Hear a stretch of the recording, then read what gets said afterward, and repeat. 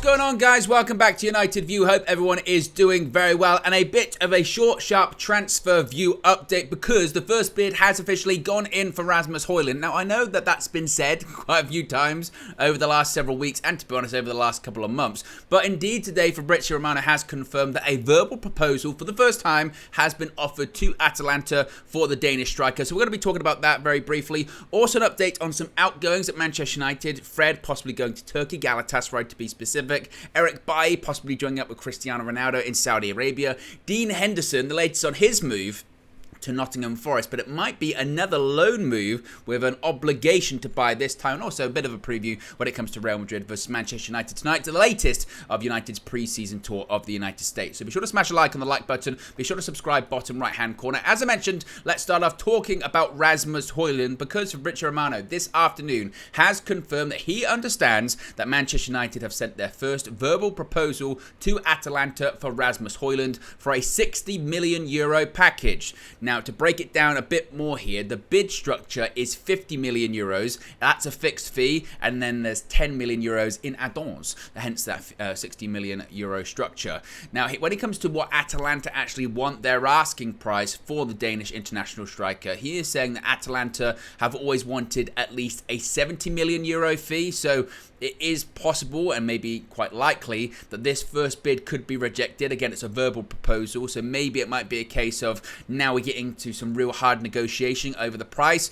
The issue is, though, is that United have to be quick. United have to speed this one up because PSG, like Jaws, like a Steven Spielberg epic, they are lurking in the water for the Danish striker because, as Romano says, PSG keep insisting with HOJLUND's camp. Manchester United, though, have already agreed personal terms, and it's been widely reported that Rasmus HOJLUND, he wants the United move, he does not want the PSG move.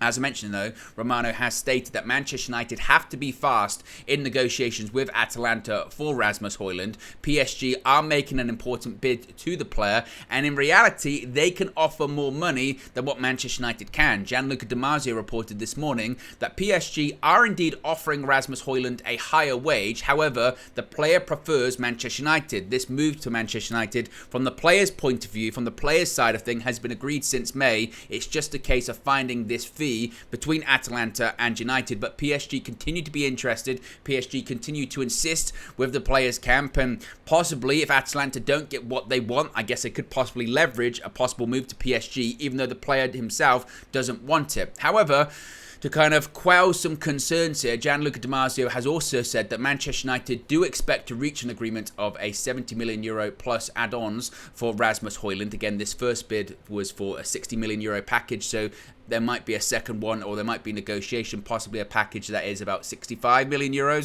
something like that. He has also said that the next few days will be decisive. The parties hope to close a deal by this weekend. So maybe we might get here we go. If they're saying by this weekend, in the next couple of days, perhaps this first bid indeed does get rejected, or at least maybe not rejected, but more negotiated. I kind of spoke about this a few days ago with Marcel, that previously we had seen sort of the three-bid approach by Manchester United for Mason Mount and Andre Onana. First bid goes in rejected, second bid goes in rejected, third bid, their asking price goes down, United have worked their way up and you meet in the middle. That might not happen this time around because of the proximity to the season, because of the proximity of Atalanta wanting to get the deal done because they've already agreed to deal with a replacement, and also PSG lurking. So we might see a situation where it only takes maybe two bids, or this first bid is just negotiated upon a little bit, and then they get to the price point that they're happy with. And once a fee has been agreed, Manchester United will sign Rasmus HOJLUND, because again, there won't be too much work to do after that, because the player has agreed to move to United since May. So watch this space when it comes to that. But now the first bid has officially gone in. Let me know your thoughts in the comment section below. Do you think this move does get done fairly quickly? Like Gianluca Di Marzio, do you think we could see a resolution to this situation by the weekend? Could we get a here we go in the coming days, meaning that maybe Rasmus HOJLUND could be involved for United's final pre-season game in Dublin, or maybe even the game at Old Trafford? Let me know your thoughts, your opinions, your predictions on that in the comment section below. Now let's talk about outgoings as well. As I mentioned, Fred, it's been widely reported by the likes of Fabrizio Romano, he indeed will be leaving this summer. He's not currently with the squad in the United States, reportedly due to a family reason, although they do hope that he would eventually get out there. But it's being reported by the Manchester Evening News this afternoon / this evening, as well as reports by Fanatic in Turkey, that Galatasaray are preparing a new €10 million bid for the Brazilian international midfielder. As far as the €10 million price tag, to me still seems a bit low. I still feel like United could get more. He's an older player. I say older, what is he, 30, 31? In the final year of his contract, it does seem very certain that he's going to leave. Maybe United still think they could get more. I still think United could get more for Fred. €10 million does feel particularly light, doesn't it? But it does feel certain that he'll leave. He'll be one of several players leaving, and this is also part of the plan that we had also heard. The plan was to get in Mason Mount, Andre Onana, Rasmus HOJLUND, and then before we start talking about Sofian Amrabat really getting close to becoming a Manchester United player, players would have to leave first, and that's what we're looking at now. Anthony Elanga's out the door, Fred's going to be out the door, Dean Henderson's going to be out the door, Eric Bailly's going to be out the door, Alex Telles is out the door, plus possibly one off, if not both, of Harry Maguire and Scott McTominay. So the departures now are starting to speed up, and it looks like Fred is going to be one of them. But €10 million does feel a little bit light to me at the moment. Another person out the door could be Eric Bailly, as he nears a move to Saudi Arabia, according to reports coming out of Saudi Arabia.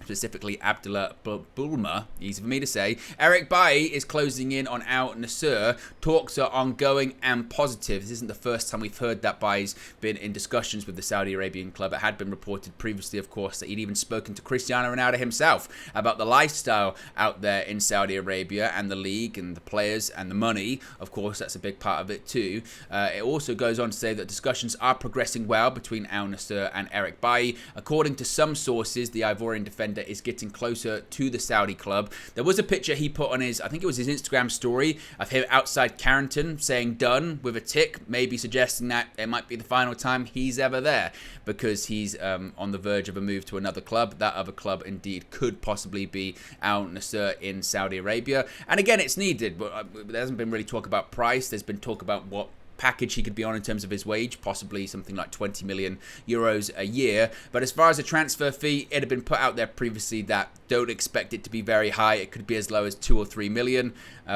which is what it is. You know, it's about getting his wages off the books at this point. I don't think anyone looked to Eric Bailly to have a big contract, a big transfer fee or anything like that. I think you looked around Europe, they were probably a bit like the Alex Telles transfer, looking at him as a free transfer. So if you can even get anything for him, I think that's probably a positive. So I would expect that move again gets confirmed in the next couple of days.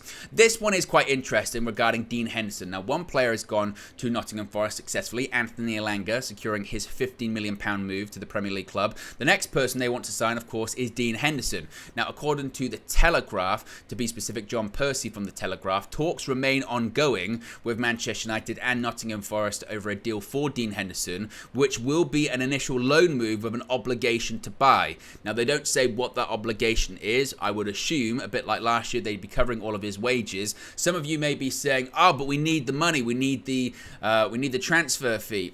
I can't sit here and say I'm an expert in FFP, frankly, because it's a joke.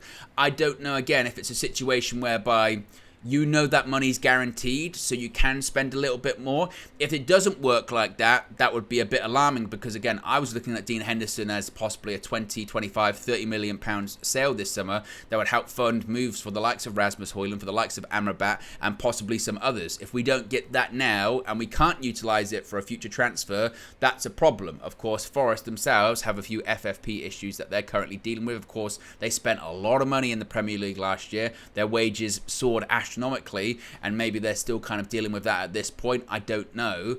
But again, if from an FFP point of view, you can say, well, we're guaranteed this money this time next year, then I guess that is a positive. But I would prefer a straight up transfer at this point. Again, how much, we don't know. If the obligation, I mean, this is a question I'll put to you, and you can let me know in the comments.